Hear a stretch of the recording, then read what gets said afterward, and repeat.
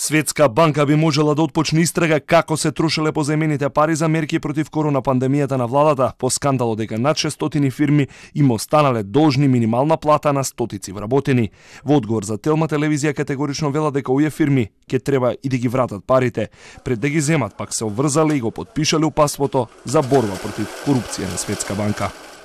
Фирмите кои аплицираат за субвенцијата се согласија во нивната апликација да ги почитуваат упатствата за борба против корупцијата на Светската банка, така што покрај тоа што треба да ги вратат парите, тие би можеле да бидат предмети на истрага од Светската банка. 229 фирми во април не дале државна помош за минимална плата на 679 вработени. За мај бројот на прекршители се уште расте, а заклучно денеска е 355 фирми. Фирмите кои злоупотребиле не дале минимална плата од државна помош во висина од 120.000 евра. Викторија Инвест побарала 10.000 евра за 86 вработени, а не им дала ниту денар и е прва на црната листа. Списокот постојано се ажурира, велат од Генералниот секретаријат на владата, со што неодговорните фирми имаат шанса до вторник, односно денеска им тече последниот рок да ги подмират платите од помошта.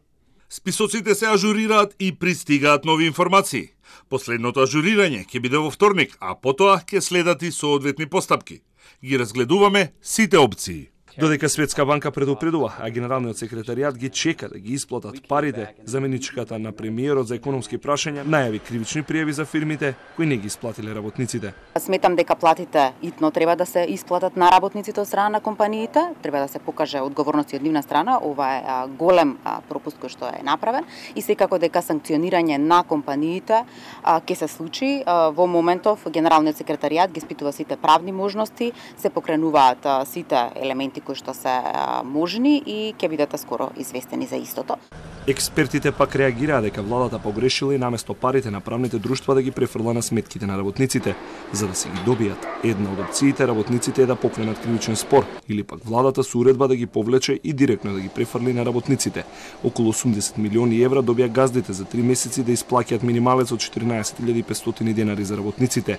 Иако синдикатите реагира дека е подобро парите државата директно да ги префрла на сметката на работниците, сепак владата одлучи парите да легнат на сметките на компаниите, кои потоа да ги префрлаат на вработените.